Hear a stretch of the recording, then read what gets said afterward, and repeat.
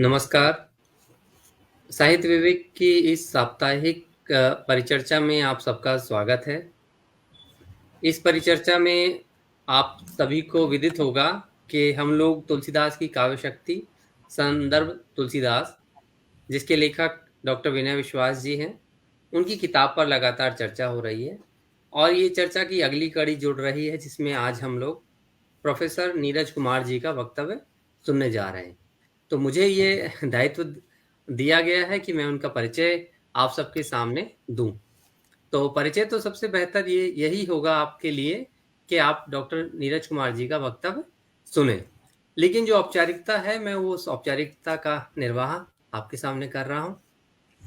Doctor Neeraj Kumar ji का जन्म दिल्ली में 1967 में हुआ और वे दिल्ली से ही उनकी शिक्षा संपन्न हुई है और पिछले 25 सालों से वे जामिया मिलिया इस्लामिया विश्वविद्यालय में इस्लामिया पूरा नाम होना चाहिए, जामिया मिलिया इस्लामिया में हिंदी पढ़ा रहे हैं। और मेरा सौभाग्य रहा है कि मैंने उनके निर्देशन में पीएचडी की उपाधि प्राप्त की है और निराला की जातीय चेतना किताब है उनकी और लगातार वे हिंदी पत्र पत्रिकाओं में लेख लिखते रहे हैं। लेकिन मैं अपने कुछ दो अनुभव उनके साथ जो मेरे विशेष हैं वो साझा करना चाहता हूँ। शायद ये भी परिचय की भूमिका ही है। जब मेरी उनसे मुलाकात नहीं हुई थी और मैं एमए का विद्यार्थी था, तो एक पत्रिका है अनबे साचा, उसमें मेरे एक वरिष्ठ साथी ने बताया कि अ, नंगा तलाई का गांव जो है, किताब डॉक्टर विश्वनाथ त्रिपाठी जी की उसकी समीक्षा छपी है। तो किताब का परिचय तो अम, मिल गया था उस समय और किताब मैं पढ़ रहा था। तो समीक्षा अ, पढ़ी मैंने और समीक्षा काफ़ी विस्तृत थी, बहुत विस्तृत थी। तो उनमें से एक साथी ने बताया कि समीक्षा इतनी विस्तृत आजकल शायद ही कोई लिखता हो। तो मेरा ध्यान इस बात पे भी गया कि हाँ, समीक्षा का जो इस समय समय है उसमें बहुत कम शब्दों में समीक्षा लिखी जाती है, लेकिन इतने डूबकर इतने विस्तार से समीक्षा लिखने वाले वो लोग कम ही होंगे। तो ये डॉक्टर नीरज कुमार जी का कमाल है कि वे जिस किताब में जिस विषय में उतरते हैं, पहले तो संकोच करेंगे कि हाँ, इस विषय में नहीं, अब मैं बोलने के लिए तैयार नहीं हूँ। लेकिन अगर हाँ, वो तैयार होते हैं किसी किताब, किसी विषय पर, तो पूरे मन से। दूसरा एक उदाहरण मैं देना चाहूँगा कि जब मैं दिल्ली विश्वविद्यालय में कॉलेज में पढ़ाने लगा, तो मुझे तुलसीदास पढ़ाने के लिए मौका मिला। सत्यवती कॉलेज था वो। तो मैं अपने घर से कोशिश करता था कि पहले डॉक्टर नीरज कुमार जी के घर जाऊँ और जो पाठ, जो पद लगे हुए थे, मैं उनसे पढ़ता था और उसके बाद कॉलेज जाता था। मैंने एमए के विद्यार्थी के रूप में तुलसीदास को पढ़ा, लेकिन जो मेरे गुरुवर विश्वनाथ त्रिपाठी जी ने किताब लिखी और तमाम किताबों में मैंने पढ़ा, लेकिन पद का जो पाठ होता है, उसको करने वाले, इतने धैर्य से बताने वाले मेरे सामने डॉक्टर नीरज कुमार जी थे। तो मैं उनके घर जाता था, वो पढ़ता था, फिर उसके बाद पढ़ाने जाता था। तो इस तरीके से मैंने देखा कि बहुत ही कम लोग होंगे जो इतने धैर्य से निराला को हो, चाहे तुलसीदास को हो, आधुनिक साहित्य को हो, एक-एक पद को, एक-एक शब्द को बहुत अच्छे से व्याख्यायित करते हैं, उसके बाद आगे बढ़ते हैं। यही विशेषता जामिया मिलिया के इस्लामिया के हर एक विद्यार्थी को पता है कि वो इतने अच्छे शिक्षक हैं कि अपने सामने आए विद्यार्थी के प्रश्न को यूं ही नहीं जाने देते हैं। कोशिश करते हैं कि जितना उनको मालूम है, वो विस्तार से उस विषय पर बताएं। तो आज हम लोगों का सौभाग्य है कि डॉक्टर नीरज कुमार जी हमारे सामने हैं और हम लोग उनसे इस किताब के बारे में वक्तव्य सुनेंगे। तो मैं बहुत सम्मान के साथ अपने गुरुवर, परम आदरणीय डॉक्टर नीरज कुमार जी को इस मंच पर इस विषय पर बोलने के लिए आमंत्रित करता हूँ। धन्यवाद। डॉक्टर नीरज कुमार जी। धन्यवाद वीर प्रकाश जी। जो लोग साथी सुन रहे हैं, मैं उनसे कहना चाहता हूं कि वीर प्रकाश जी चूँकि बहुत सज्जन हैं और बहुत सौम्य हैं। जितना कुछ उन्होंने कहा है वो सबको जो है आप सच ना मान लीजिएगा। क्योंकि मेरे प्रिय हैं इसलिए इस तरह की बात वो कर रहे हैं। मैं एक बहुत सामान्य पाठक हूँ साहित्य का, फिर भी धन्यवाद वीर प्रकाश जी। और फिलहाल इस समय जो लोग उपस्थित हैं इस कार्यक्रम में, उनको भी मैं धन्यवाद देता हूं कि वो रविवार की शाम जो कि खुशगवार होती है और पुरसुकून होती है, उस शाम को उन्होंने बाबा के नाम कर दिया, गोस्वामी तुलसीदास जी के नाम कर दिया, तो मैं उनका भी शुक्रगुजार हूँ। और इस कार्यक्रम के आयोजक, फेसबुक के संयोजक, फेसबुक इस पेज के संयोजक, उनका भी मैं शुक्रगुजार हूँ कि उन्होंने ये सही समझा, इस तरह से मुझे बुलाना ठीक समझा। हालांकि मैं इस योग्य उस रूप में नहीं पाता हूँ अपने आप को, लेकिन उनका भी बहुत बहुत धन्यवाद। और विशेष रूप से धन्यवाद मैं अपने गुरु भाई, अग्रज, हिंदी के यशस्वी कवि, आलोचक डॉक्टर विनय विश्वास, उनका करना चाहता हूँ कि उनकी पुस्तक एक ऐसा माध्यम बन गई है जिससे हम बातचीत करने में सक्षम हुए हैं बाबा पर, रामचरितमानस पर, और बाबा और रामचरितमानस के माध्यम से बाबा से जुड़े हुए तमाम विषयों पर बात करने की सूरत निकल आई। कई कार्यक्रम इस पर हो चुके हैं, मतलब प्रत्येक रविवार को एक विषय पर कोई ना कोई साथी हमारा इस पर बोलता है। मुझे संकोच, वेद प्रकाश जी ठीक कह रहे थे, संकोच इसलिए भी मुझे हो रहा था कि जिस विषय पर गुरुदेव विश्वनाथ त्रिपाठी बोल चुके हों और मेरे अभिन्न प्रोफेसर वेद प्रकाश बोल चुके हों, फिर उस पर मैं क्या बोलूं। बल्कि प्रोफेसर वेद प्रकाश जी से पहले जब बात हो रही थी तो मैंने कहा भी था कि जब आप बोल चुकेंगे तो संभवतः मेरे लिए बोलने को कुछ बचेगा नहीं। और पिछले सप्ताह मैं उनको सुन रहा था इस जगह पर, तो मेरी जो मान्यता है वो और दृढ़ हो गई कि वेद प्रकाश जी ने इतने व्यवस्थित ढंग से विनय जी की पुस्तक पर बातचीत की, लगभग तमाम पक्षों को उन्होंने समेटा। मुझे उनका वक्तव्य बहुत अच्छा लगा, लेकिन अपने लिए खतरा लगा कि अब मैं क्या बोलूंगा। तो साथियों,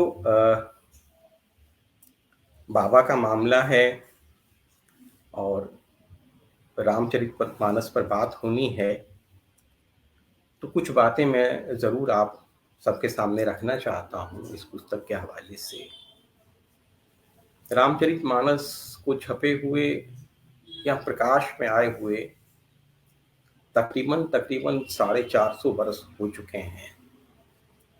1574 से 76 के बीच में मानस लिखा गया था, और मैं समझता हूँ कि मानस के लिखे जाने के बाद से ही उस पर चर्चा होती रही है। तुलसीदास और मानस जो है उसको अलग करके देखा नहीं जा सकता। मानस उनके यश का आधार है, उनकी ख्याति का आधार है। साथ ही साथ मानस जो है वो एक तरह से बाबा ही है, तुलसी ही है। तो जब बातें शुरू हुई, बहुत पहले की बात करूं तो मूल गोसाई चरित्र में बेनी माधव दास ने जब उनके बारे में बातें कही, तभी से ये चर्चा शुरू हो जाती है। और नाभादास, भक्तमाल, रघुवर दास के यहाँ 252 वैष्णवन की वार्ताओं में, 84 वैष्णवन की वार्ताओं में लगातार बाबा के बारे में बातें मित्रों होती रही हैं। और कहाँ बेनी माधव दास जो 16वीं शताब्दी में वर्तमान थे, और इधर दूसरे छोर पर जब हम 21वीं शताब्दी के 22वें वर्ष में इस पर बात कर रहे हैं, तो हमारे आदरणीय डॉक्टर विनय विश्वास भी बाबा को लेकर चर्चा कर रहे हैं। तो एक लंबा क्या, दीर्घावधि है, जिसमें बाबा लगातार चर्चा में रहे हैं, आखिर कोई तो बात रही होगी, कुछ तो कारण रहा ही होगा। भाई साहब ने तुलसीदास की काव्य शक्ति विषय चुना है। कवि के रूप में बाबा पर बात करने का उन्होंने बहुत अच्छा प्रयास किया है, और मैं किताब जब पढ़ रहा था तो पढ़ता ही चला गया। अभी थोड़ी देर में मैं इस पढ़ने पर भी बात करूंगा कि, लेकिन आलोचना पुस्तकें इस तरह से इधर नहीं लिखी जा रही हैं कि आप उनको उठाकर पढ़ने लगें तो आप पढ़ते चले जाएं। ऐसी पठनीयता आलोचना में आमतौर पर नहीं होती। और मेरी अल्प जानकारी के अनुसार इधर कोई पूरी पुस्तक तुलसीदास पर शायद नहीं आई है। मेरी जानकारियां कम हैं। संपादकीय संपादन में निकली हुई पुस्तकें तो मैंने देखी हैं, कई सारी देखी हैं, और बहुत अच्छी पुस्तकें हैं। उनका जिक्र भाई साहब ने अपनी पुस्तक में किया भी है। लेकिन तुलसीदास को लेकर पूरी एक पुस्तक लिखना और एक व्यवस्था में, एक सुचिंतित क्रम में लिखना, ये संभवतः इधर नहीं हो पाया है। इस लिहाज से ये एक बहुत महत्वपूर्ण पुस्तक है दोस्तों। मैं पुस्तक पर आता हूं, पहले जरा सी बात मैं मानस के बारे में करना चाहता हूं। तो जैसा मैं कह रहा था कि मानस में कुछ ऐसा जरूर रहा होगा कि वो चर्चा का विषय हमेशा बनी रही। एक कोट मैं आप लोगों के सामने रखना चाह रहा हूं। ये कोट जो है वो जॉर्ज गिरियर्सन का है। उन्होंने बाबा पर बहुत अच्छी बातें कही और अंग्रेजी में है। मैं पढ़ रहा हूं, जहां जरूरत पड़ेगी मैं अनुवाद भी करूंगा। उन्होंने कहा, over the whole of Gangetic valleys great work the Ramayana is better known than the Bible is in England. ध्यान रखना चाहिए कि ये बात एक विद्वान कह रहे हैं जिनका संबंध पश्चिमी समाज से है, जो पश्चिमी समाज की गतिविधियों को, मानसिकता को, संस्कृति को बहुत गहरे से जानते हैं।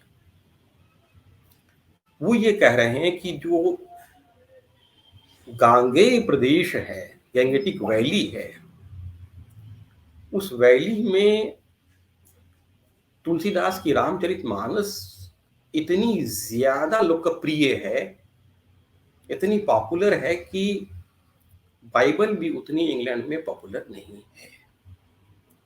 ये सवाल नहीं है कि वो बाइबल जितनी पॉपुलर है या बाइबल से कम पॉपुलर, ये सवाल ही नहीं है।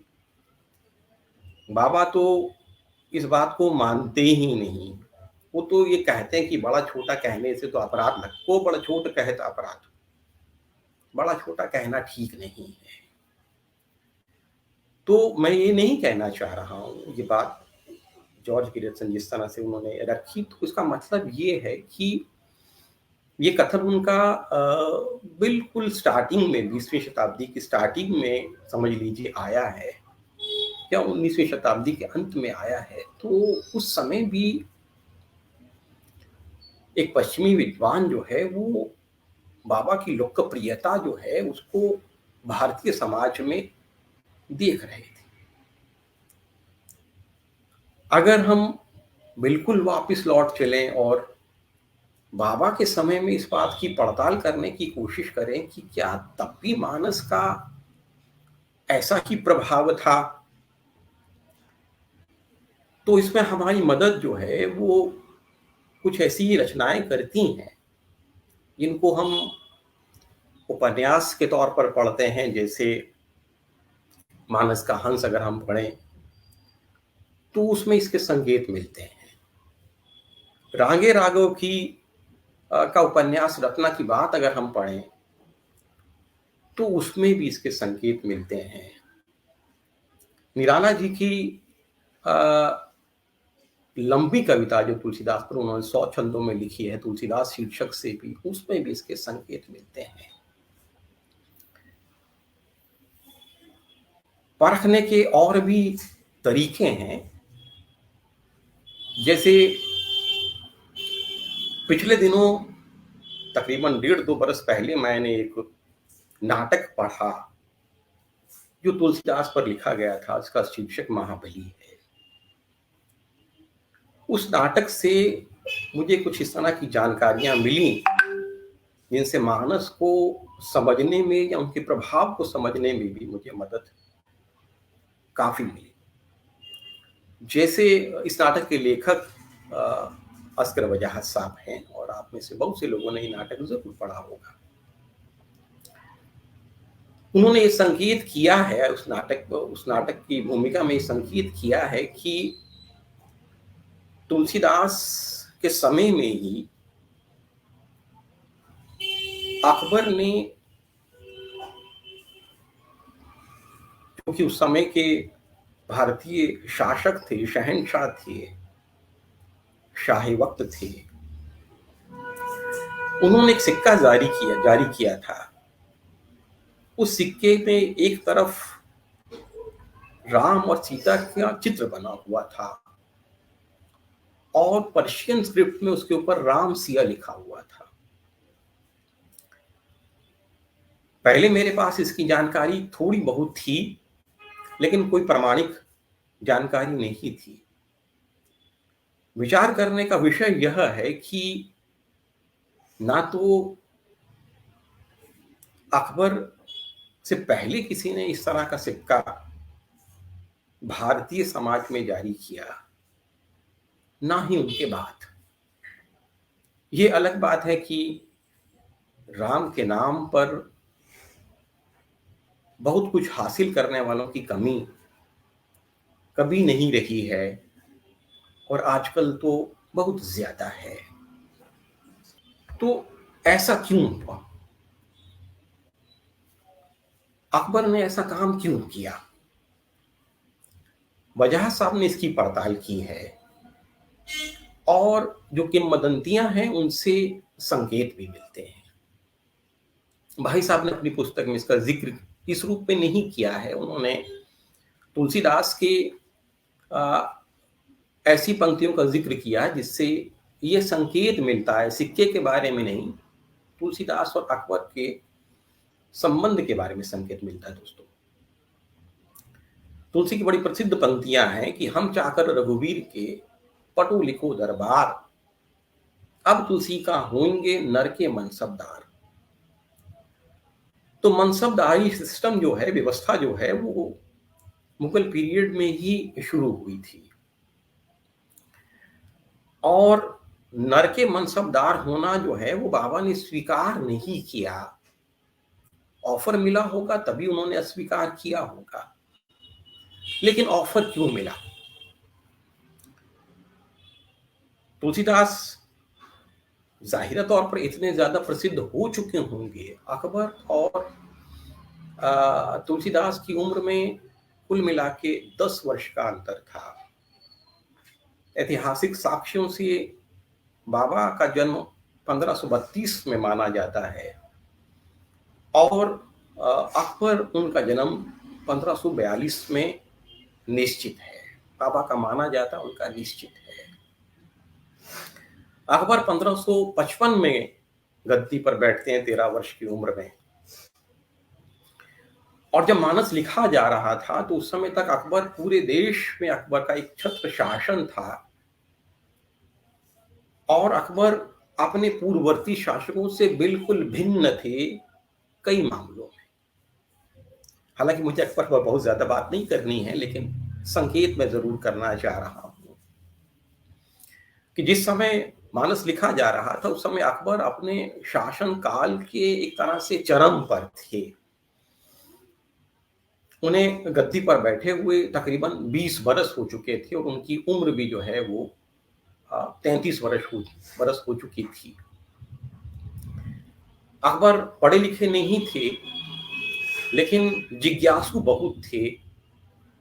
मैंने 2016 में छपे हुए एक उपन्यास जिसका शीर्षक ही अकबर है, शाजी जमा साहब का उपन्यास है। वो उपन्यास मैंने पढ़ा था तो अकबर के बारे में और बहुत सारी जानकारियां मुझे रचनात्मक रूप में मिली थी। वैसे आईने अकबरी तो है ही। खैर, तो अकबर जो है उन्होंने तुलसी की ख्याति अगर सुनी होगी तो मैं समझता हूं कि मानस के संदर्भ में ही सुनी होगी, इसलिए उन्होंने उनको इनवाइट किया होगा अपने दरबार में और बाबा ने मना कर दिया। माध्यम बने थे राजा टोंडरमल और रहीम, अब्दुल रहीम खान खाना।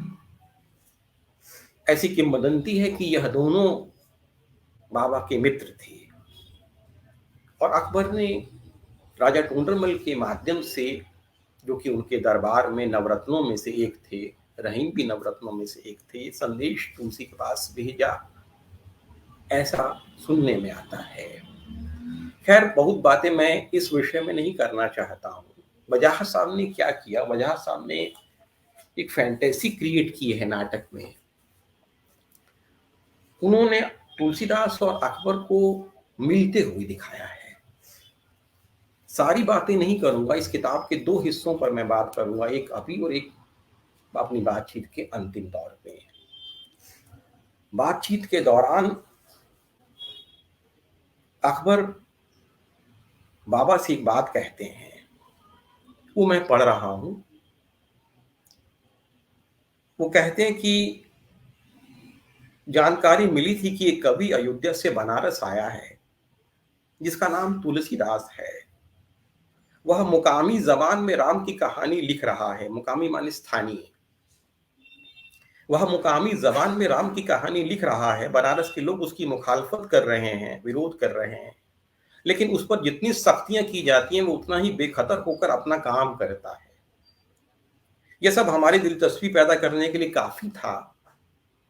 राजा टोंडरमल ने बताया कि अब आप ध्यान से इस बात को सुने, कि राजा टोंडरमल ने बताया कि तुम एक लाजवाब शायर हो, तुम्हें सरस्वती का वरदान है, तुम्हारी सलाहियत लाजवाब है, तुम लफ्जों के बादशाह हो, बयान के माहिर हो, बयान माने नैरेटिव, उपमाएं तुम्हारे पीछे चलती हैं, तुम्हारा कलाम सुनकर लोग तुम्हारे दीवाने हो जाते हैं, बार बार तुम्हारे दर पर आते हैं। यह सब सुनकर हम बेचैन हो गए। हमने राजा टोंडरमल से कहा कि वह तुम्हारा कलाम हमें सुनाए। हमें याद है कि सर्दियों के दिन थे, हम सीकरी में किले के परकोटे पर बैठे थे। टोंडरमल हमें रामचरितमानस सुना रहे थे और हम इस तरह सुन रहे थे कि पूरी दुनिया से बेखबर हो गए। ये ताकत है तुलसी के मानस की। आगे सुनिए। रामचरितमानस की चौपाइयां चांदी की घंटियों की तरह बज रही थी। हमें पता नहीं चला कि कब सूरज डूब गया और कब चांद निकल आया। हम तुम्हारी शायरी के जादू में बंध गए थे, तुम्हारे तखय्युल की गहराइयों में डूब गए थे। तखय्युल माने कल्पना। दोस्तों, अकबर की तरह हमारे अग्रज डॉक्टर विनय विश्वास जो हैं, वो भी रामचरितमानस की चौपाइयों जो चांदी की घंटियों की तरह बजती हैं, उसमें बंध गए हैं। तुलसी के कवित्व का जो जादू है, यहाँ शायरी लिखा मैं कवित्व बोल रहा हूँ, उसमें बंध गए हैं। एक कवि जो है दूसरे कवि के तखय्युल में, उसके ख्याल में, उसकी कल्पना में, उसके सपने में इस कदर खो गया है कि उसके लिए बाहर आना मुश्किल है। लेकिन वो कवि चूंकि आलोचक भी है, इसलिए वो बेखबर नहीं होता है, वो बाखबर रहता है। भाई साहब ने बड़े मनोयोग से रामचरितमानस का एक क्रिटिक तैयार किया, एक पाठ तैयार किया है। इस पर मैं अभी बात आप लोगों से आगे चलकर करूंगा जितना मैं कर पाया। लेकिन बाबा को उस समय भी इस रूप में जरूर देखा गया होगा वरना अकबर अपने शासन के बिल्कुल अंतिम समय में राम टका जैसा सिक्का जो है वो शायद ना जारी कर दे। बाबा की लेखनी का ये प्रभाव उस समय के समाज पर रहा होगा कि शहंशाह वक्त जो हैं वो भी उनके कवित्व से बच नहीं पाए। दोस्तों,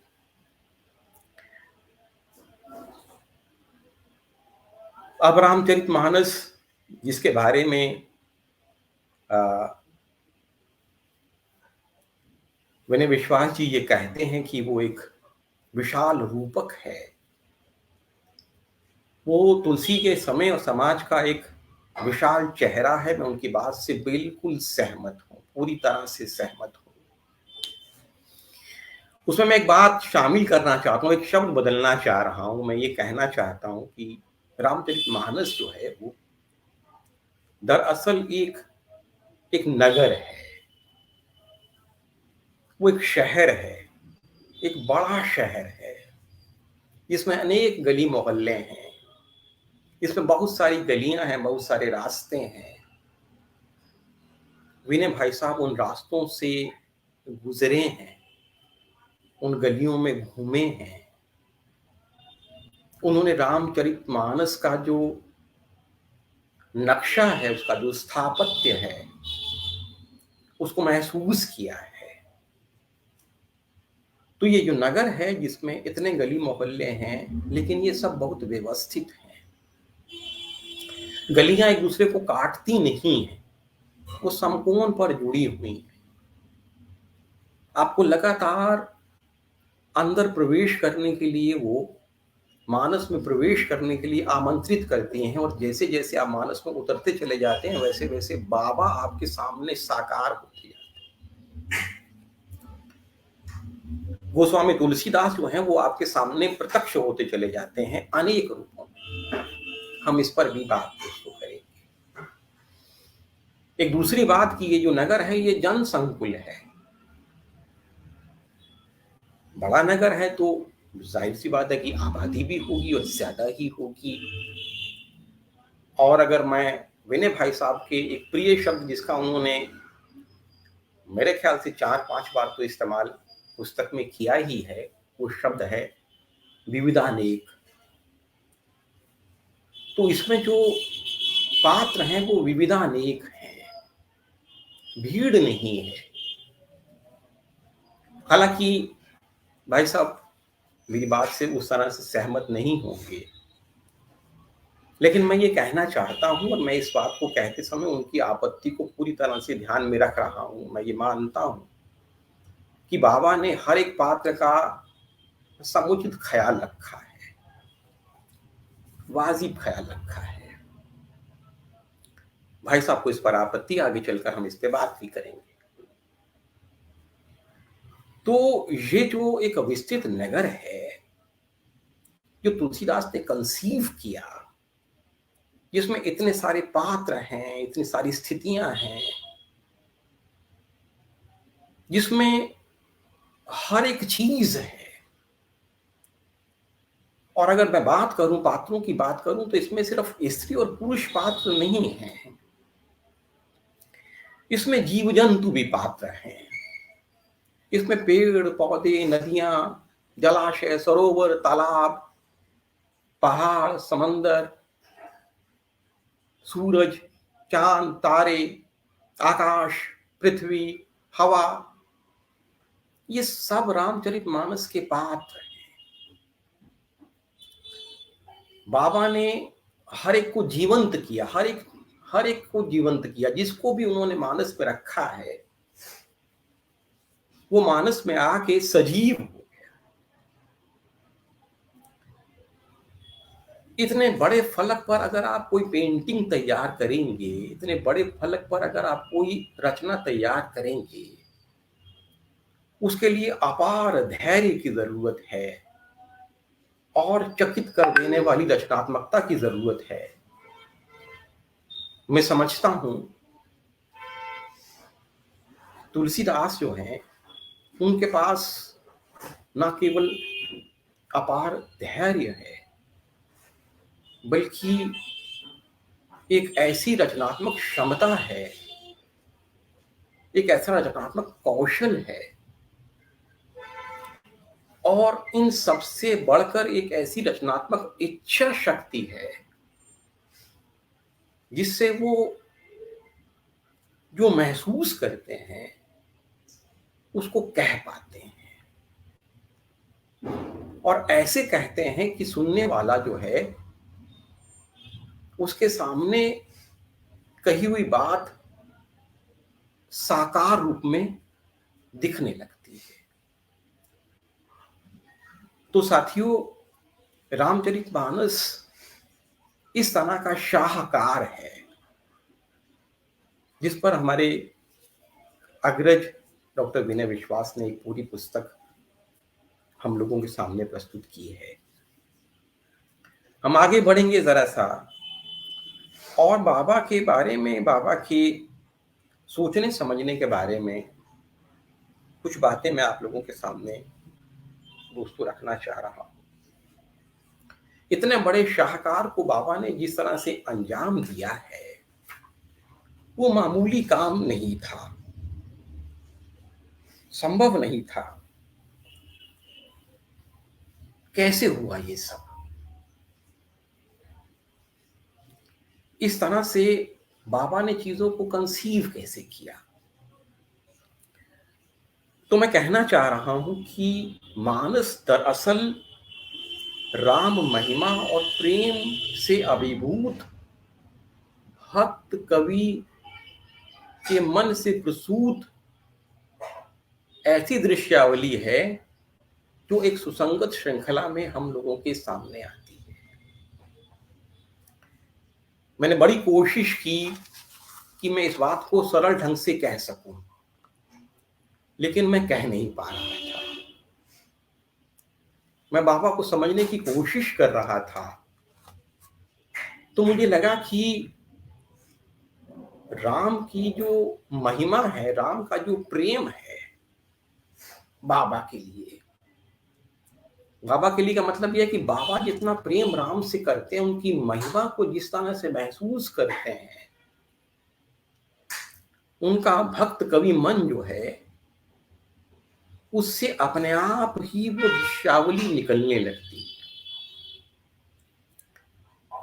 प्रयासहीन प्रयास है ये, एफर्टलेस एफर्ट है ये। अब सवाल ये है कि बाबा भक्त हैं या कवि? मेरे नजदीक इसका कोई मतलब नहीं है। मैं इसे सिर्फ एक आलोचनात्मक विलास मानता हूं, आलोचना का विलास मानता हूं कि कोई कवि भक्त है या कवि है, विद्यापति भक्त हैं या श्रृंगारी हैं, सूफी कविता भारतीय है या अभारतीय है, इन सब का कोई मतलब मैं नहीं समझता हूं। और बात यहां पर बाबा के संदर्भ में, बात यहां पर उनके भक्त और कवि होने की है भी नहीं। बात तो दरअसल यहां उनके मन की है, जहां से जहां दृश्यावलियां बनती हैं। भाई साहब ने उनके अप्रस्तुत विधान पर लगभग पूरा अध्याय लिखा है, मैं उस पर बोलूंगा नहीं।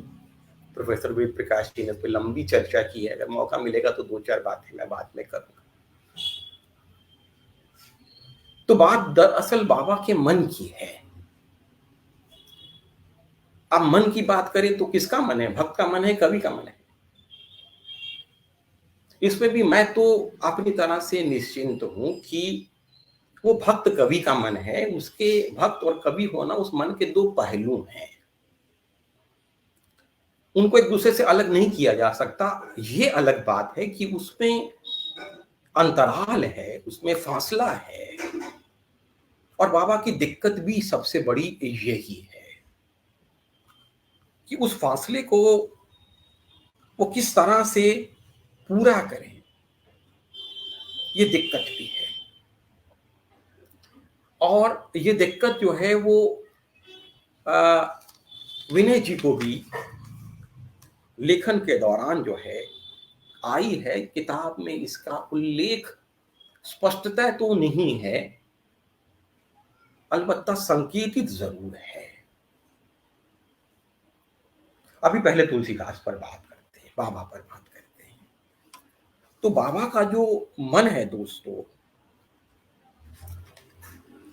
उसके जो पहलू हैं उनको कैसे समझा जाए, क्या किया जाए। मन तो एक ही होता है, वो तो नहीं मन 10-20, एक होते सो गए वो श्याम संग। बाबा का भी एक मन है जो राम के रंग में रंग गया है। अब वो क्या करे। दिक्कत लेकिन ये है, दिक्कत ये है कि उनका जो भक्त मन है, मन का जो भक्ति वाला पक्ष है, वो आस्था और विश्वास पर टिका हुआ है। किसकी आस्था, किसका विश्वास? एक भरोसा, एक बल, एक आस विश्वास, एक राम घनश्याम हित चातक तुलसीदास। एक राम और घनश्याम के हित में चातक तुलसीदास चातक के रूप में है। लेकिन जो उनका कवि मन है दोस्तों, उस कवि मन की समस्या दूसरी है। उसमें भी आस्था है, उसमें भी विश्वास है, लेकिन वो आस्था और विश्वास किस में है? लोक में है, समाज में है, जनता में है। कौन सी जनता, कैसी जनता? जो अभावग्रस्त है। खेती ना किसान को, भिखारी को ना भीख पड़ी, बनिक को ना बनिज ना चाकर को चाकरी, जीविका विहीन लोक सोच बस सीध्यमान कहे एक अंशी, कहे एक अंशी कहा जाए का कहे। ये जो जनता जो किम कृतव्य विदूढ़ है, अभावग्रस्त भी है, इसकी बड़ी समस्याएं हैं। तुलसीदास का जो कवि मन है वो इस यथार्थ से बच नहीं पाता है। वो राम से कहते हैं, इसी छंद में आगे वो कहते हैं, वेद हु पुराण कहे लोक हो बिलोकियत, साकरे सबे पे पड़े रावरे कृपा करे। सब पे संकट आता है, आप कृपा कीजिए। दारिद्र दशानन दबाई दूनी दीन बंधु, दरिद्रता रूपी रावण ने दुनिया को दबा रखा है। दारिद्र दशानन दबाई दूनी दीन बंधु, दुरित दहन देख तुलसी हाहा करे। तुलसी हाहाकार कर रहे हैं। ये जो पाप में, अभाव में जलने वाली जनता है दोस्तों, मेरा निवेदन है कि मानस का कवि, रामाच्छादित, राम से आच्छादित मानस का कवि इस जनता का कवि भी है। इसलिए उसका जो मन है उसमें जितने गहरे तौर पर आस्था और विश्वास अपने राम के प्रति है, लगभग उसी अनुपात में, या थोड़ा कम कह लीजिए, उनकी आस्था और विश्वास समाज और जनता में भी है। लेकिन इससे उनके लेखन में एक फांक पैदा होती, एक अंतराल पैदा होता है। और बाबा की दिक्कत यह है कि उस अंतराल को पाटने से वो चूकते नहीं हैं। वो पूरी कोशिश करते हैं उस अंतराल को पाटने की, और सारा उनकी सारी रचनात्मकता दरअसल यहीं से पैदा होती है। उनका सारा रचनात्मक कौशल जो है वो यहीं से जर्नेट होता है। लेकिन द्वंद्व बहुत है। वो अपने जिस राम के वो चातक होते हैं, उस चातक के लिए कहा गया रूढ़ी यह है कि वो स्वाति नक्षत्र में बरसने वाला जल पीता है। लेकिन बाबा कहते कि नहीं, चातक तुलसी के मते स्वाति पिए न पानी, प्रेम तृष्णा बढ़ती वली घटती घटे की कहानी। कहानी नहीं घटनी चाहिए, मर्यादा नहीं जानी चाहिए। प्रेम की तृष्णा बढ़ती रहे, बढ़ती रहे, बढ़ती रहे, इसलिए मैं स्वाति नक्षत्र का जल जो है वो भी चातक को पीने से मना करूंगा, तुलसीदास ये कहते हैं। और नतीजा नतीजा डासत ही गई निशा बीत, कबहू न नाथ नींद बरसो। सारी रात बिस्तर बिछाता रहता हूं यहां वहां, रात भर सो नहीं पाता हूं। स्थिति मेरी क्या है, नाचत ही निसी दिवस मरे। मैं रात दिन जो है नाचते हुए ही मर रहा हूं। मुझे बरबस यहाँ पर अज्ञे जी की कविता नाच याद आ रही है। मन कर रहा है कि कहीं से मिल जाए तो मैं पढ़ के सुना दूं, अभी मेरे पास तो नहीं है इस समय। लेकिन जैसे नाच कविता में रस्सी खिंची हुई है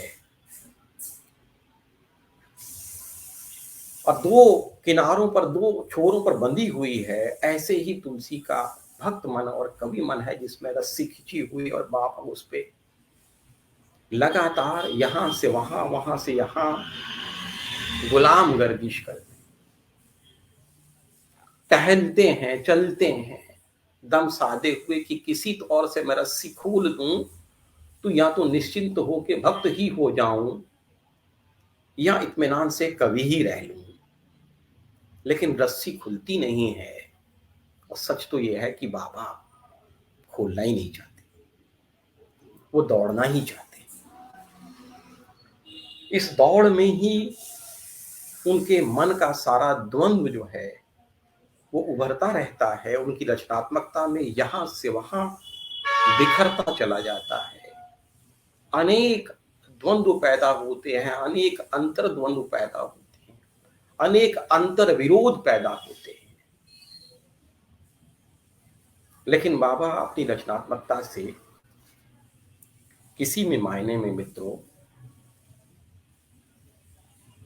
समझौता नहीं करते।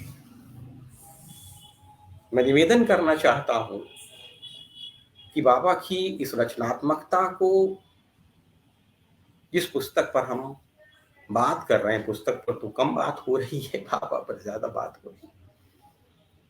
इस पुस्तक पर हम बात कर रहे हैं, दरअसल वो पुस्तक 21वीं सदी में बाबा का काव्य अवतार करवाने वाली पुस्तक है।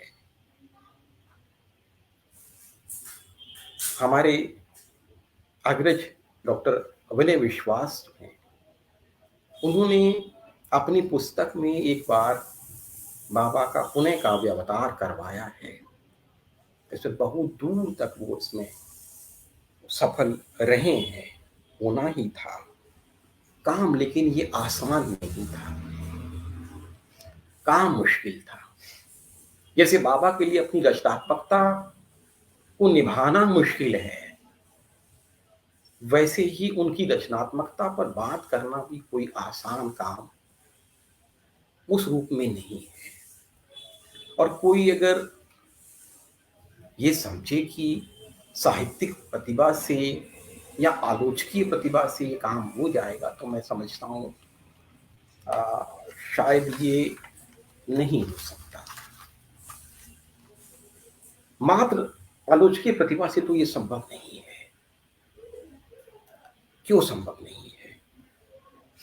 इसके बहुत सारे कारण हैं दोस्तों, लेकिन अभी मैं उन कारणों में नहीं जा रहा हूं। बात बहुत ज्यादा फैल जाएगी, टाइम निकलता जा रहा है, मुझे जल्दी बात भी खत्म करनी होगी, क्योंकि नहीं मैं तो इत्मीनान से बैठे बोले जा रहा हूं, सुनने वालों को दिक्कत। मैं जल्दी करता हूं। दरअसल तो मैं कह रहा था कि ये काम आसान नहीं था। अगर कवित्व विवेक जो है वो आपकी आलोचनात्मक क्षमता के अंग संग होगा, तब ये संभव है। तो मैं ये कहना चाहता हूं कि जिस तरह से रामचरितमानस जो है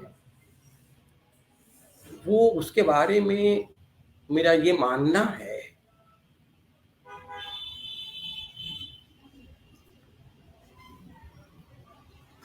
वो तुलसीदास का जो राम महिमा और प्रेम से भक्त कवि मन से जैसे दृश्यावली प्रस्तुत हुई है, वैसे ही ये किताब जो है वो जो कविता साहचर्य सम्भूत शुक्ल जी का शब्द है। कविता साहचर्य सम्भूत जो रागात्मक बुद्धि है उसका प्रतिफलन है ये पुस्तक। मैं एक बार फिर से कह देना चाह रहा हूं अपने साथियों को कि ये पुस्तक जो है वो कविता के साथ रहने से जो विवेक उत्पन्न होता है, बुद्धि में जो रागात्मक तत्व आता है, उसका रचनात्मक प्रतिफलन है। और इसके लिए मैं विनय जी को बहुत बधाई देना चाहता हूं कि उन्होंने ये पुस्तक हम लोगों के लिए उपलब्ध करवाई। दोस्तों, अब बाबा के मन से जुड़ी हुई एक बात और कह लूंगा मैं, और फिर कोशिश करूंगा कि मैं पुस्तक पर और बातें कह सकूं। क्षमता मेरी इतनी नहीं है, जल्दी जल्दी बातें कह नहीं पाता हूं, लेकिन समय रुकता थोड़ी ना है किसी के लिए, समय तो बढ़ता चला जा रहा है। जैसा मैंने पहले आपसे कहा कि बाबा का विश्वास जो है वो राम के प्रति है, तो राम या राम का आख्यान या राम की कथा का जो ढांचा है वो मिथकीय है, पौराणिक है। और बाबा का जो समय है वो तो ऐतिहासिक है। अब इससे परेशानी पैदा हो जाती है। बाबा की ऐतिहासिकता ने राम कथा के ढांचे की मिथकीयता को, उसकी पौराणिकता को अक्षुण्ण नहीं रहने दिया है। बाबा के सामाजिक सरोकारों ने, उनकी ऐतिहासिकता ने, जो कथानायक है राम हैं, उनके व्यक्तित्व के तमाम आयामों को भी अक्षुण्ण नहीं रहने दिया है। कथानायक का रूपांतरण हो गया है, कथा के ढांचे का भी रूपांतरण हो गया है मानस में या तुलसी के यहां पर आकर। और ये जो रूपांतरण है ये दरअसल आधुनिक मन को बहुत आकर्षित करता है। बाबा क्यों हमारे लिए जरूरी? वो हमें बहुत आकर्षित करता है, आधुनिक मन को आकर्षित करता है, लेकिन मन आधुनिक ही तो नहीं रह गया ना जी, वो तो उत्तर आधुनिक भी हो गया। और उत्तर आधुनिक मन में ये जो रूपांतरण है ये विचलन पैदा करता है, क्योंकि वो विमर्श प्रेरित है। बात वहीं पर भी रुक नहीं जाती है और हम आगे बढ़ते हैं। जहां पर हम इस समय वर्तमान हैं वो समय तो उत्तर भूमंडलीकृत समय है। इस उत्तर भूमंडलीकृत समय में हमें ये कथानायक का रूपांतरण जो है वो कई मायनों में संवेदित करता है। अब हम बात अगर यहां से करेंगे तो बाबा तो कहीं अलग ही रह जाएंगे, कहीं पीछे ही छूट जाएंगे, तो बड़ी दिक्कत हो जाएगी। बाबा को तो साथ लेकर चलना है, लेकिन बाबा हमें लगातार किसी न किसी रूप में हमारी मदद करते रहते हैं। वो बातें भी अभी मैं नहीं करूंगा, फिर कभी मौका मिलेगा तो मैं करूंगा। पुस्तक पर मैं बात करने की कोशिश करूंगा। तो ये जो बाबा ने पौराणिकता पर और मिथकीयता पर जो एक डेंट जो लगाया है, जो एक खलल जो पैदा कर दिया उन्होंने, उसने बाबा को अपने काल से, जैसा कि विनय जी ने पुस्तक में लिखा है कि काल को कला बना दिया है, या कला को का मैं भूल गया हूं, मैंने नोट नहीं किया, मैं भूल गया हूं। तो ऐसा हुआ है कि बाबा ने चीजों को उस रूप में हमारे सामने रखा है। और विनय जी ने जिस तरह से पुस्तक लिखी है, उसको पढ़ते समय उसमें पठनीयता इतनी है कि साफ तौर पर लगता है कि लेखक ने पुस्तक को रम के लिखा है, मनोयोग से लिखा है। भाषा में प्रवाह ऐसा है कि वो कविता को समझते चले जा रहे हैं, कविता का आनंद ले रहे हैं और आनंद को वाणी भी दे रहे हैं। विनय जी को संतोष भी हो रहा है। क्यों हो रहा है कि जिस साधारण की प्रतिष्ठा वो अपने जीवन में, अपने समाज में, अपनी संस्कृति में, अपनी राजनीति में, अपने परिवेश में देखना चाहते हैं, वो तमाम साधारण की प्रतिष्ठा उनको मानस में दिख रही है, उनको बहुत अच्छा लगता है। तो बाबा की मानस जिस तरह से नाना पुराण निगमागम सम्मत है, विनय जी ने भी ख्याल रखा है कि जब उस पुराण निगमागम सम्मत पुस्तक पर चर्चा की जाए तो कोरी चर्चा ना हो। उन्होंने भी प्रयास किया है कि तुलसी पूर्व जो राम कथा परंपरा है, राम आख्यान परंपरा है, उसको भी साथ ले लिया जाए तो कम से कम दो ऐसी बड़ी पुस्तकों की चर्चा निरंतर होती है, वाल्मीकि रामायण और पहुंचेरी। इनकी चर्चा लगातार होती है और तुलसी के कवित्व को, तुलसी के राम को, तुलसी की कला को, तुलसी की भाषा को, तुलसी के बिंबों को, तुलसी के प्रतीकों को, तुलसी के तमाम ऐन्द्रिक बोध को लगातार जो है वो सापेक्ष ढंग से उसका मूल्यांकन करते हुए मित्रों इस पुस्तक में चलते चले गए हैं। ये अपने आप में एक नई तरह का प्रयास है। ऐसा नहीं है कि राम कथा परंपरा पर पहले बात नहीं हुई, उसका जिक्र भी उन्होंने किया है। कामिल बुल्के का जिक्र कई दफा पुस्तक में आया है और हम सब लोग जानते हैं। लेकिन इस समय जब वो तुलसीदास की कला पर, उनकी कविता पर बात करने का प्रयास कर रहे हैं तो उन चीजों को वो साथ लेकर चल रहे हैं। कुल मिला के 3 अध्याय पुस्तक में है, भावबोध और कथानक, मनुष्यता, और 3 ही इसमें अध्याय हैं। मैं भूल जाता हूँ। भावबोध और कथानक, मनुष्य के विद्रूप और काव्य सौंदर्य, ये 3 अध्याय इस पुस्तक में है। तो कथानक को लेकर बात वेद प्रकाश जी ने कर दी थी, मैं नहीं करूंगा। मैं सिर्फ ये बात आप लोगों के सामने रखूंगा, जोड़ूंगा उसमें सिर्फ इतनी सी बात कि जो रूपांतरण उन्होंने किया है, राम का जो रूपांतरण किया है, और उस रूपांतरण में जो उनकी पौराणिकता, मिथकीयता और बाबा की ऐतिहासिकता का जो द्वंद्व है, उसमें उनकी जो कवायद है, रस्सी पर जो चलना है, दमसाद के जो उनका नाच है, वो नाच ही उनकी कविता है। और दम साधना जो है वो उनकी शक्ति है। और दम साधने के लिए जो प्रयास करते हैं, उसमें जो व्यवधान आते हैं, उन व्यवधानों से ही उस कथानक का निर्माण हुआ है, जिसकी चर्चा विनय जी ने पहले अध्याय में बड़े विस्तार से की।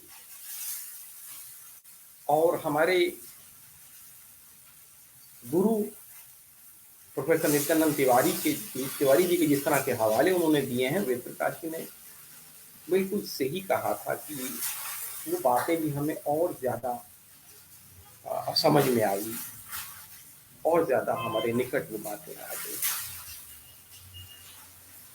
तो ये जो कथानक और भावबोध की बात विनय जी ने की है, ये बातें पहले इस रूप में नहीं हुई थी। तुलसी ने कथानक कहाँ से, गुरुदेव ये कहते हैं कि कथानक जो है उसकी कल्पना नहीं की जा सकती, समझ में नहीं आता था या कम समझ में आता था। इस पुस्तक को पढ़ा तो ज्यादा समझ में आ रहा कि तुलसीदास तो कथानक तो तुलसीदास के सामने था, उन्होंने उसको दर्ज किया, वो वस्तु था और कथा वस्तु था। जब उन्होंने लिख दिया तो वो कथानक बन गया। बहुत अच्छा है पहला अध्याय, जमकर लिखा गया है, उस पर बात भी वैसी होनी चाहिए, लेकिन मैं इतनी बात नहीं करूंगा, बात उस पर हो चुकी है पहले। दूसरा अध्याय भी, जिसका शीर्षक मनुष्य के विविध रूप हैं, इस पर मैं थोड़ी सी बातें आप लोगों के सामने रखना चाह रहा हूं, और उनसे कई और चीजें भी हमारे सामने आ सकती हैं। लेकिन उस पर जाने से पहले 2 मिनट के लिए सिर्फ मैं ये कहना चाह रहा हूं कि किताब 2022 में लिखी जा रही है, और जब हम 2022 में किताब लिख रहे हैं तो ये स्थितियां हमारे सामने रहेंगी ही कि अब तक जो ज्ञान का विकास हो चुका है, अब तक जो चर्चा हो चुकी है, वो किसी ना किसी रूप में जो है वो हमारी बातचीत में आ ही जाएगी।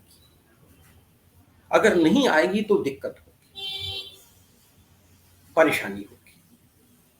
और बाबा को अगर हम 2022 में पढ़ेंगे तो अब तक जो हो चुका है उसके आलोक में ही हम पढ़ सकते हैं। और ये सही बात है कि विनय जी ने वैसे ही पढ़ने का प्रयास किया है, इसलिए वो ये एक जो संदेह व्यक्त करते हैं वो मैं आप लोगों के सामने रखना चाहता हूं। और उससे कुछ 2-3 बातें और भी हमारे सामने आएंगी। वो ये कहते हैं कि मैं किताब में से वो पढ़ के आपको सुना रहा हूं, और आयोजकों से मैं निवेदन कर रहा हूं कि वो जब कहेंगे मैं उसके 2-3 मिनट के बाद खत्म कर दूंगा। विनय जी ने लिखा है कि क्या ये रामचरितमानस में सिद्धांत कथन, सैद्धांतिकता पर सृजनात्मक प्रसंगों, काव्यात्मकता के वर्चस्व का सूचक नहीं?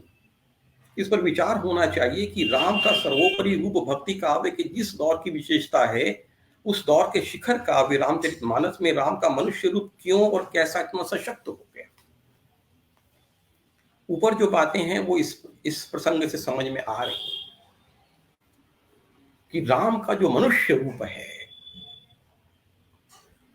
वो क्यों इतना सशक्त हो गया। विनय जी इस बात को देख रहे हैं, होना ही था। अभी थोड़ी देर पहले मैंने एक छंद आप लोगों के सामने पढ़ा तो उसमें एक पंक्ति आई थी, वेद हु पुराण कहे लोक हूं विलोकियत। तुलसीदास के लिए वेद और पुराण जितने इंपॉर्टेंट है, वेद हु पुराण कहे लोक हूं विलोकियत, साकरे सबे पे पर। वेद पुराण तो कहते हैं मैं दुनिया में देख रहा हूं, संकट तो सब पे आते हैं, राम रे कृपा करी। तुलसीदास ने राम को ऐतिहासिक समय में प्लेस किया है। ऐतिहासिक समय काल की गणना का समय है, गणनीय काल का समय है। गणनीय काल में देवत्व नहीं चलेगा जी, वो रह नहीं पाएगा।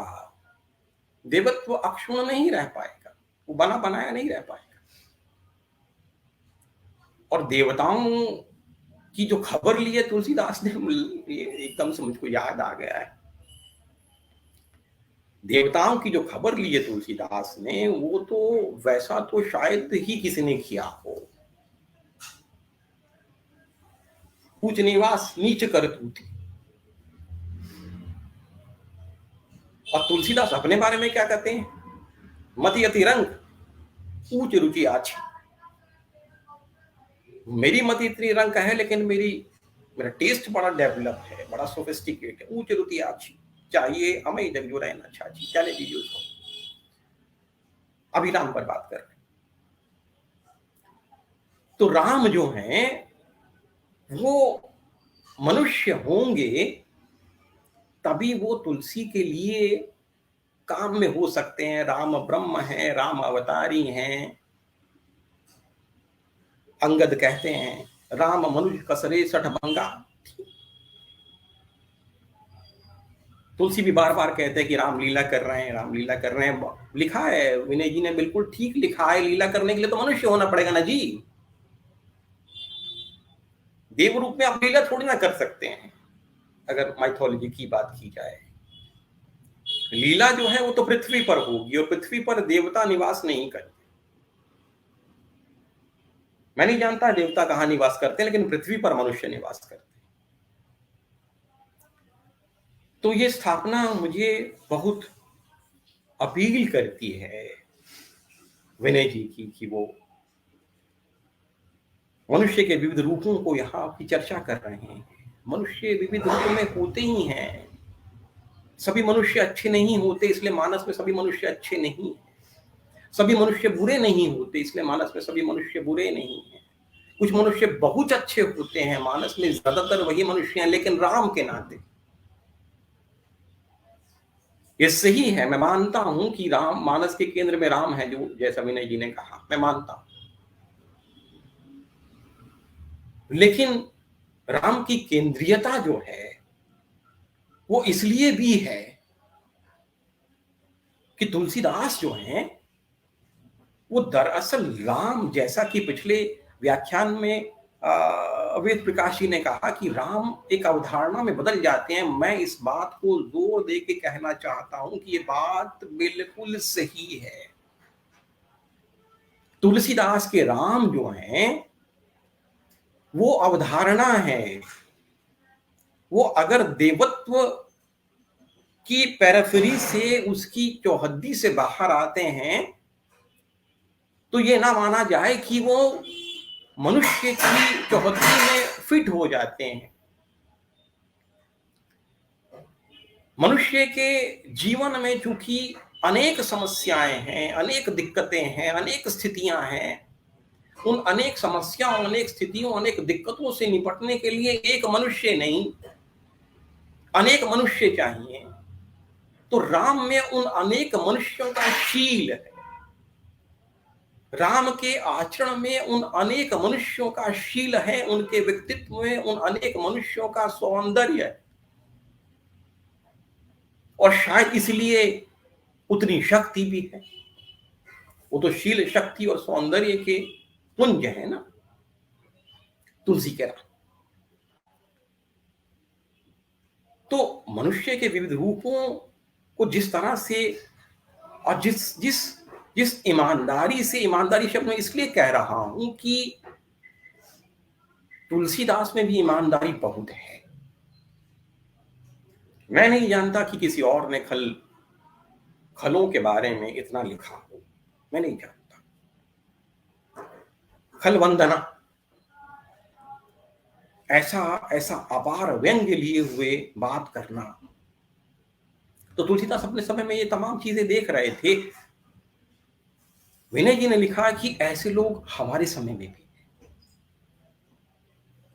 बाबा का रिश्ता अपने समय के साथ जोड़ना, मानस का रिश्ता अपने समय के साथ जोड़ना, जोड़कर ही तो आप वापस जाकर देख पाएंगे।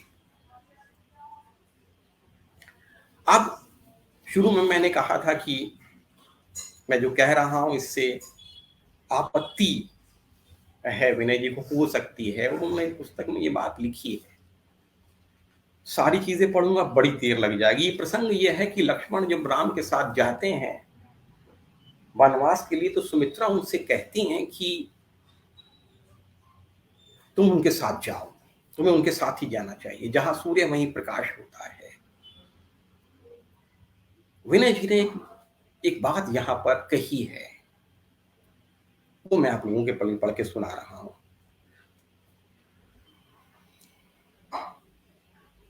एक मां के रूप में सुमित्रा का जो सहज व्यक्तित्व यहां झलक सकता था, वह मानो राम के वर्चस्व के भेंट चढ़ गया। वो यह भी सकता था कि सुमित्रा वही कहती जो उन्होंने कहा, परंतु बेटे से अलग होने की पीड़ा उनकी आंखों में दिखाई या उनके स्वर में सुनाई देती। इससे ना तुलसी के उद्देश्य को आंच आती और ना एक मां की सहज ममता को। बिल्कुल सही बात है कि वो वही कहती, तब भी बात बनी रहती, लेकिन उनकी आंखों में जो है कहीं पर वो ना दिख, वो दिखता, वो आंसू दिखते या वो पीड़ा दिखती कि मेरा बेटा मुझसे अलग हो रहा है। भाई साहब, ये प्रॉब्लम बाबा के सामने बन नहीं पाती। राम के सामने सब कुछ भूल जाते हैं। उनके राम कितने कोमल, इतने कठोर हैं, इतने कठोर हैं कि अपने पिता का राज जो है, बाप का राज, राजीव लोचन राम चले तजी बाप का राज बटाऊं किनाई। बटाऊं किनाई जो अपने पिता का राज बाप तुलसीदास, जब गुस्से, तुलसीदास अवध के हैं और अवध का कैड़ा, अवध की ऐंठ, राम से अगर आपने कुछ किया, राम के लिए कुछ गलत किया तो मैं सब सम्मान भूल जाऊंगा, तुलसीदास कहते हैं। पिता का राज भी लिख सकते थे, राजीव लोचन राम चले पिता का राज बटाऊं की नाई। हो सकता है कवित्व में थोड़ा सा फर्क पड़ जाता, लेकिन पिता नहीं, बाप। राजीव लोचन राम चले तजी बाप करा। अब राम इस तरह के परम त्यागी हैं, निर्मम है, तो राम के सहचर्य में रहने मैं तुलसीदास को का कोई समर्थन नहीं कर रहा हूं, मैं कोई स्पष्टीकरण नहीं दे रहा हूं, कोई सफाई देने की मुझे जरूरत नहीं है, और अगर किसी के लिए सफाई देनी पड़े तो फिर तो बात ही कुछ रह ही नहीं जाती। लेकिन बाबा के मन की बात कर रहा हूं, बाबा का मन ही इस तरह का था ना, इसलिए वो ये बात इस रूप में कहते हैं। लेकिन अपेक्षा जो है विनय जी की वो बहुत अच्छी है और बहुत जरूरी है। अगर रामचरितमानस हमारी सारी अपेक्षाओं को जो इस समय हमारे मन में आती हैं उनको पूरा नहीं कर पा रहा है, या हमें लगता है कि उसमें कुछ चीजें छूट रही हैं, कुछ चीजें पूरी नहीं हो पा रही हैं, तो मैं समझता हूं कि ये तुलसी की कमी दरअसल नहीं है, तुलसी की राम को लेकर जो अनन्यता है बाबा की, और प्रेम देखिए अंधा होता ही है, वो बहुत दूर तक जो है तार्किक आदमी को बने नहीं रहना देता है। और कभी कभी तो, अब जाने दीजिए, कभी कभी तो क्या करता है जाने दीजिए। एक प्रसंग इस संदर्भ में मैं और आप लोगों के सामने रखना चाह रहा हूं। विनय जी ने भावबोध और कथानक वाले हिस्से में, जो कि वो सुमित्रा जी से जुड़ा हुआ है, राम की केंद्रीयता का वो मामला यहाँ पर है, वहाँ स्त्री वाला मामला है, क्योंकि सुमित्रा जी की बात अभी हुई है, तो जरा सी बात यहाँ पर मैं करना चाह रहा हूँ। विनय जी ने यहाँ लिखा है कि दक्ष जो कि सती शिव की पत्नी, दक्ष ने एक यज्ञ का आयोजन किया और उसमें सती गई, लेकिन शिव को इनवाइट नहीं किया गया, शिव नहीं चाहते थे तब भी सती गई। तो सती चली जाती है, वहां शिव का अपमान होता है और सती नाराज हो जाती है और अपने आप को यज्ञ कुंड में झोंक देती है। लिखा है पितृमोहवश सती शिव की इच्छा के बिना वहां गई, रत्नावली भी तुलसी की इच्छा के बिना नैहर गई थी। परिणामतः पति रूप में सती का मरण हुआ और पति रूप में तुलसी का। बिल्कुल, लेकिन ये भी देखना होगा कि पति रूप में शिव का भी मरण हो गया और पत्नी रूप में रत्नावली का भी मरण हो गया, लेकिन सती पौराणिक पात्र है, रत्नावली ऐतिहासिक पात्र है। इस फर्क को तो समझना होगा। सती ने अगले अर्थात पार्वती के जन्म में शिव को पाने के लिए तप किया। जानते हैं कितना तप किया? 4,500 वर्ष। अब 4,500 वर्ष का जीवन तो किसी का होता नहीं, लेकिन उन्होंने तप किया, और उन्होंने तप किया तो वो लिखा है कि वे रत्नावली नहीं थी, पति का मूल्य न समझती, तुलसी की लेखनी द्वारा चित्रित पार्वती थी, तपोबल से उन्होंने शिव पत्नी होने का अधिकार अर्जित किया। तपोबल से जन्म सतकोटि यह रगर हमारी, बारों शंभु न तो रहूं कवारी, ये कहा था पार्वती। जन्म कोटि सत रगर हमारी, बारों शंभु न तो रहूं कवारी, ये कहा पार्वती ने कि मैं तो शंभु को ही वरूंगी।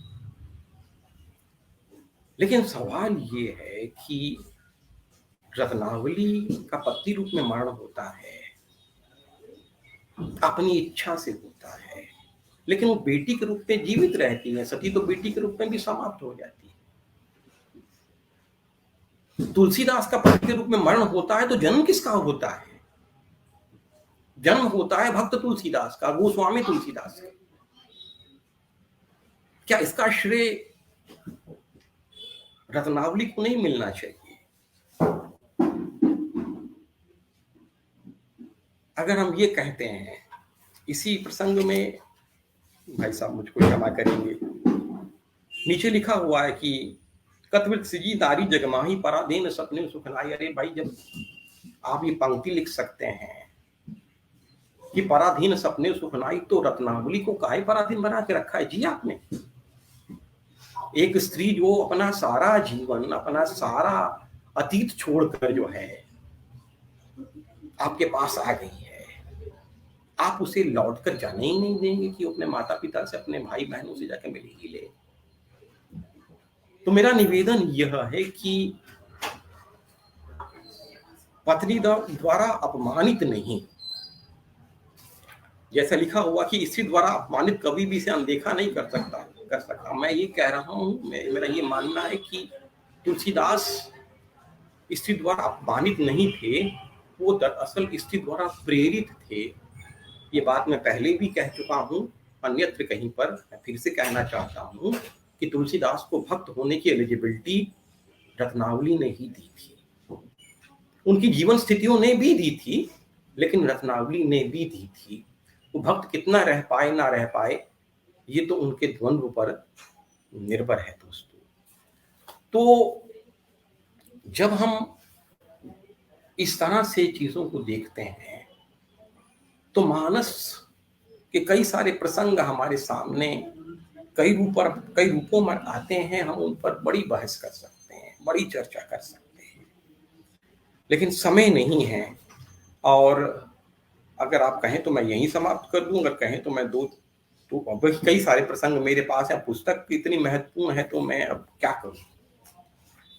मुझे कहीं से संकेत मिले कि मैं इसको जारी रख सकता हूं, क्योंकि टाइम काफी हो गया है।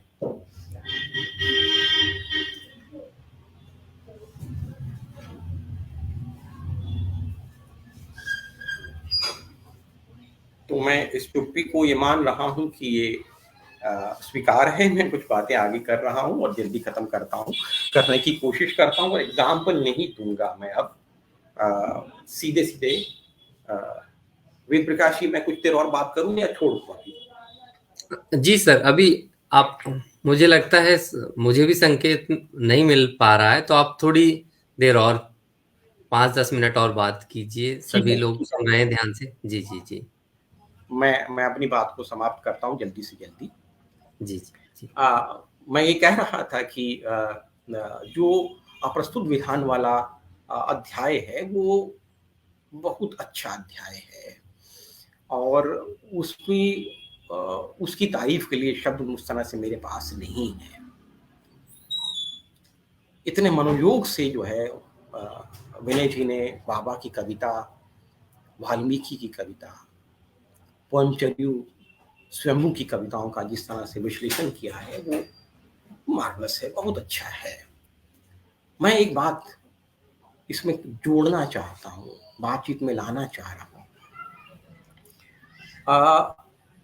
मानस के प्रसंग में एक जगह पर कौशल्या जो है वो कहती हैं, राम से ये कहती हैं कि ये सुनकर जो है मुझे नहीं रहना चाहिए था, जीवित ही नहीं रहना चाहिए था। मेरी स्थिति तो इस तरह से है कि जैसे दूध पिलाने वाली, जो अपने बछड़े को दूध पिलाने वाली जो गाय है, उसके स्तन काट दिए गए हों, ये स्थिति है। तो इस पर बहुत अच्छी टिप्पणी जो है वो भाई साहब ने इसमें की है, जिसे देखना चाहिए। टिप्पणी तो मैं नहीं पढ़ूंगा अब इस समय उसको, लेकिन ये जरूर बताना चाह रहा हूं मैं कि शुक्ल जी ने इस बात का जिक्र किया है और इस किताब में भी वो प्रसंग आया है, अभी मैं ढूंढ नहीं पाऊंगा। उन्होंने ये कहा कि शब्द काव्य की सिद्धि जो है वो वस्तु काव्य के बिना नहीं होती है। तो ठीक है, मैं फटाफट खत्म कर रहा हूं भाई साहब। वस्तु काव्य जो है वो इस बिंब का आधार कैसे बनेगा, आप इस पर विचार कीजिए। गाय के स्तन काटने की बात हो रही है, मैं डीडी कौशाम्बी के पास नहीं जाना चाहता हूं, आप संदर्भ समझ लीजिएगा, बात बनेगी। एक दूसरा प्रसंग है जिसमें विनय जी ने वाल्मीकि रामायण में महेंद्र पर्वत पर जिस समय हनुमान कूदने की तैयारी कर रहे हैं, तो वो कूदते हैं तो जिस तरह से पेड़ जो हैं, वृक्ष जो हैं, वो उनके साथ ही हवा में चले जाते हैं, पहाड़ धंस जाता है, झरने फूटने लगते हैं। इन बिंबों का अगर हम वस्तु काव्य की दृष्टि से आज मूल्यांकन करने लगेंगे मित्रों, तो बड़ी दिक्कत हो जाएगी। लेकिन विनय जी ने जितने मनोयोग से इसे लिखा है, वो पाठक के मन में उतरता चला जाता है। उन्होंने कहा है कि बिंब जो है वो ज्ञानेंद्रियों के बोध आकार हैं। कविता पुस्तक में बहुत सारे सूक्त, बहुत सारी सूक्तियां हैं। आंसू जो है वो नेत्रों की संतान है, बहुत सारी सूक्तियां, मैं नहीं जा रहा हूं, खत्म कर रहा हूं मैं। तो बोध का आकार 21वीं शताब्दी में संरचनावाद के बाद, उत्तर संरचनावाद के बाद, उत्तर आधुनिकता के बाद, उत्तर भूमंडलीकृत समय में बिल्कुल बदल गया है। लेकिन क्या किया जाए, कविता है, आनंद आ रहा है, रसानुभूति हो रही, रसानुभूति जो है वो अंग शैथिल्य भी पैदा करती है, वो एक तरह से हमें बाकी चीजों से काट भी देती है। तो इस अप्रस्तुत वाला जो प्रसंग है उसमें विनय जी ने इन तमाम चीजों पर इतने अच्छे ढंग से चर्चा की है कि उनको बार बार पढ़ने की जरूरत है। मैं उसको छोड़ रहा हूँ। अंतिम बात मैं आप लोगों के सामने रख रहा हूँ। बहुत सारी बातें छूट गई हैं तो छूट गई हैं, ये होता ही है, मैं बोलता चलता हूँ, बोलता चला जाता हूँ। विनय जी ने पुस्तक के एक जगह पर उन्होंने विंसेंट स्मिथ का जिक्र किया है, पृष्ठ संख्या 21 पर। सुनने वाले साथी पुस्तक पढ़ेंगे, वहां देखेंगे। मैं फटाफट आपके सामने रख रहा हूं कि तुलसी का नाम तत्कालीन इतिहास ग्रंथों में नहीं मिलेगा, फिर भी वे भारत के अपने समय के सबसे महान व्यक्ति थे।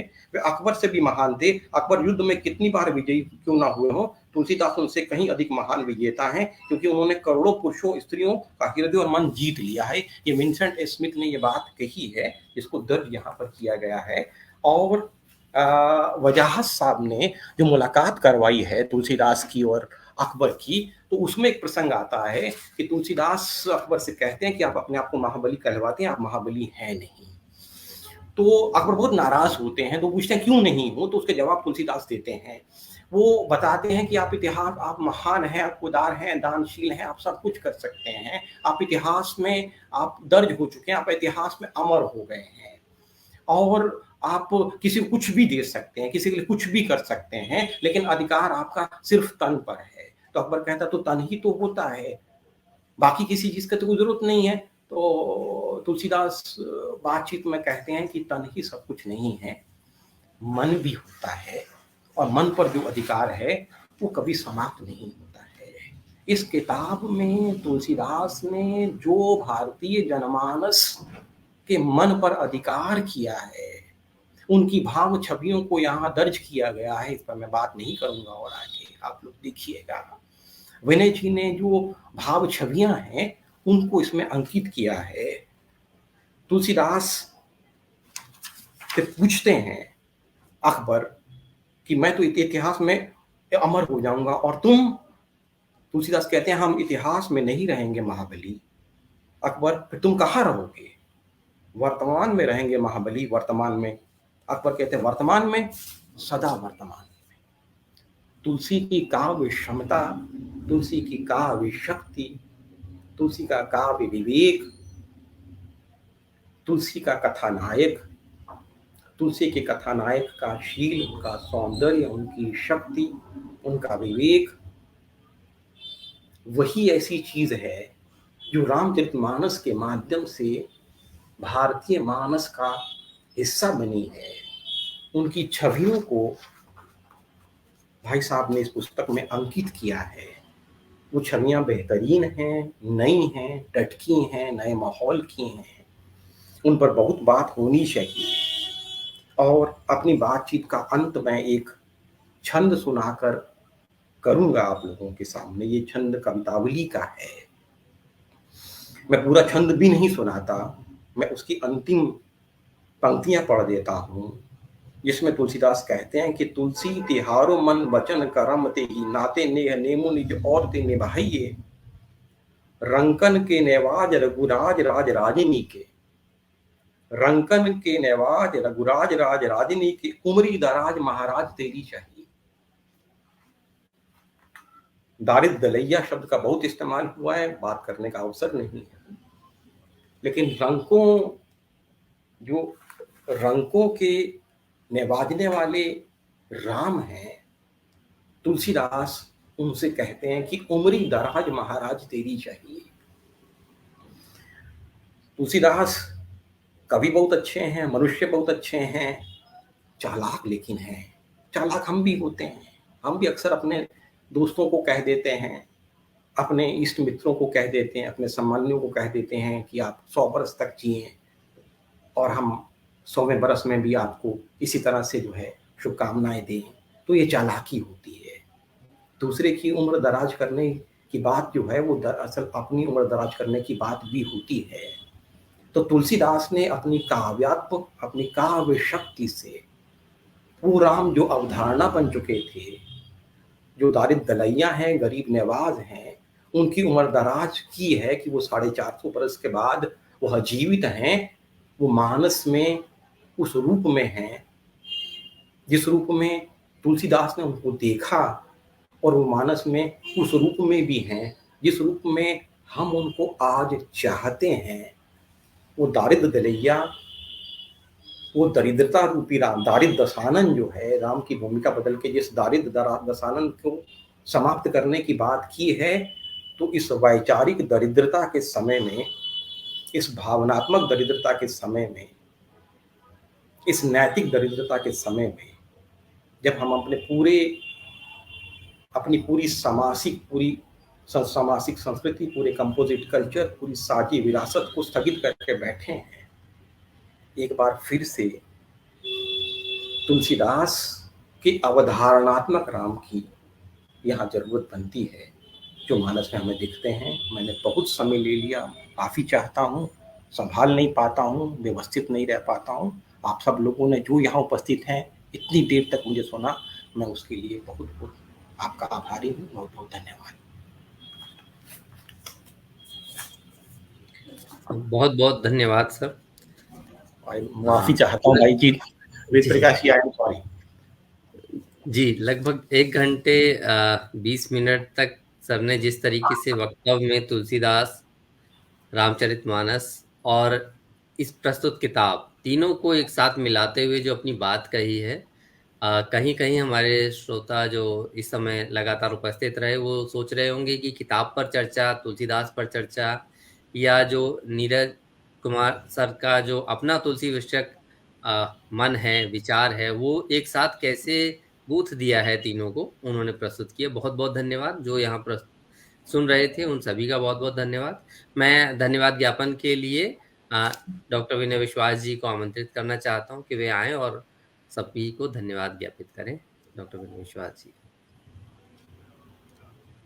सभी का बहुत बहुत धन्यवाद करता हूँ। और सचमुच ये व्याख्यान श्रृंखला तो एक तरह का ऐसी चर्चा का रूप लेती जा रही है कि जिसकी बहुत ज़रूरत असल में है। वेद प्रकाश ने बहुत महत्वपूर्ण व्याख्यान दिया था, उससे पहले रंजन कुमार सिंह ने बहुत अच्छा व्याख्यान दिया था। गुरुदेव तो हम सब मानस संतानें ही हैं, तो गुरुदेव के जो कुछ भी हमने थोड़ा बहुत सीखा पाया है वो गुरुदेव के सत्संग से ही पाया है, वहीं से सब कुछ आया है।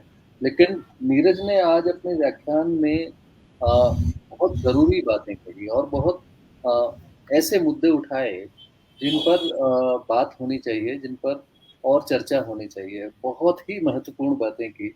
मन ये कर रहा था कि सुनते चले जाएँ और सुनते चले जाएँ और सुनते चले जाएँ। जो खामोशी नीरज को थोड़ा-सा अखर रही थी, वो असल में उनकी बात में डूब जाने वाली खामोशी। असल में बात ये है कि नीरज जब जिस विषय पर बात करते हैं, उसमें किस तरह से रम कर बात करते हैं, आज का व्याख्यान उसका एक प्रमाण था। और नीरज की विशेषता ये है कि बहुत साधारण तरीके से बात करते हैं। ऐसा लगेगा जैसे बातचीत कर रहे हैं, लेकिन बातचीत में ही वो इतने महत्वपूर्ण सूत्र दे देते हैं, जिसके लिए मेरे साथी डॉक्टर नीरज मिश्रा ने कहा कि नए टूल्स हमें आज के व्याख्यान से मिले। बहुत सारी नई बातें, नए ऐसे मुद्दे वो उठा देते हैं, बहुत ही साधारण बात कह रहे हो जैसे। जैसे रामचरितमानस बाबा ही हैं, स्वयं तुलसीदास हैं और रामचरितमानस एक नगर है, जनसंकुल नगर है और उसमें बहुत सारी गलियां हैं, मोहल्ले हैं। जैसे रामचरितमानस के लिए पेड़-पौधे भी पात्र हैं और तुलसी सिर्फ राम के नहीं हैं, बल्कि अभावग्रस्त जनता के कवि भी हैं। और एक बार उन्होंने कहा कि पुस्तक पर कम बात हो रही है, बाबा पर ज़्यादा बात हो रही है। ये असल में पुस्तक तो बहाना है, चर्चा तो तुलसीदास की ही करनी है। तो ये बहुत अच्छा है, बहुत ही अच्छा है कि तुलसीदास की चर्चा आज नीरज ने बहुत गंभीरता के साथ की, बहुत ही गंभीरता के साथ की और जिस तरह से तुलसी ने राम को ऐतिहासिक समय में प्लेस किया है, ये नीरज ने दिखाया और बहुत अच्छे तरीके से बताया। ये एक बड़ी बात है और बहुत सारे विषयों पर, बहुत सारे ऐसे मुद्दों पर भी नीरज ने बड़ी सहजता से बात की जिन पर बात करने से कोई भी बच सकता था। लेकिन नीरज ने बचने की जगह सारे मुद्दे और इतनी आसानी से, इतनी सहजता से जैसे वो कुछ कर ही नहीं रहे हैं। नीरज ने अपनी बात भी रखी। तुलसी स्त्री द्वारा अपमानित कभी नहीं है, स्त्री द्वारा प्रेरित कवि हैं। न जाने कितने सूत्र नीरज के आज के व्याख्यान में हैं। मैं नीरज के आज के व्याख्यान से निश्चित रूप से बहुत लाभान्वित हुआ हूँ और मेरा विश्वास है कि जिन्होंने सुना होगा, वो भी बहुत लाभान्वित हुए होंगे और आने वाले समय में इस व्याख्यान को एक तरह से जिसको कविताओं के मामले में हम कहते हैं कि कुछ मदर पोएम्स होती हैं, जो बहुत सारी कविताओं को पैदा करती हैं। तो आज का व्याख्यान इतना संपन्न और इतना समृद्ध व्याख्यान था कि इसके लिए बहुत सारा समय भी कम पड़ सकता है। मन यही कर रहा था कि सुनते चले जाएँ, लेकिन समय की ज़ाहिर है कि अपनी सीमाएँ होती हैं और मन मन तो 70 छेदों वाली ऐसी टंकी है जिसमें जितना भी डालो वो भरता तो नहीं है। नीरज के व्याख्यान से मन नहीं भरा। समय हो गया लेकिन मन नहीं भरा। नीरज बहुत-बहुत मुबारक। बहुत-बहुत अच्छा शिक्षक जामिया मिलिया इस्लामिया को मिला है। बहुत अच्छा विद्वान, बहुत अच्छा आलोचक और मुझे गर्व है आज कि नीरज मेरा छोटा भाई है और हमने अपने गुरु से जो पाया है उसे हम पहुँचाने की कोशिश तरह-तरह से कर रहे हैं। बहुत धन्यवाद नीरज। धन्यवाद तो शायद देना भी नहीं चाहिए। अब ये बड़ा धर्म संकट हो जाता है। लेकिन जिनकी भी भूमिका इस सारी चर्चा को संभव करने में रही है, उन सबका बहुत धन्यवाद। वेद प्रकाश सिंह ने जापान से ऑनलाइन जुड़कर इस कार्यक्रम का संचालन किया। वेद प्रकाश सिंह ने और नीरज ने तो किया ही सारा व्याख्यान। इस व्याख्यान को खूब देखा जाएगा। बिल्कुल जैसे मदर पोएम की तरह से किसी कविता को स्वीकार किया जाता है इतिहास में, आज के व्याख्यान को तुलसी पर चर्चा करते हुए उसी तरह से मेरा विश्वास है कि याद किया जाएगा। ऐसा मुझे भरोसा है। बहुत अच्छे व्याख्यान हो रहे हैं और अगली कड़ी जो है उसमें हमारे मित्र और प्रबुद्ध आलोचक, अनेक पुस्तकों के रचनाकार प्रोफेसर बली सिंह आगामी रविवार को तुलसीदास की चर्चा को और आगे बढ़ाएंगे। जितने भी लोग जुड़े हैं, जितने भी लोग आज जुड़े इस व्याख्यान से, उन सबका बहुत-बहुत आभार और उनसे ये अनुरोध कि वे और ज़्यादा लोगों को इस रचनात्मक प्रयास से जोड़ें। बहुत-बहुत धन्यवाद सभी का, बहुत-बहुत आभार। नमस्कार। नमस्कार। नमस्कार, धन्यवाद। नमस्कार।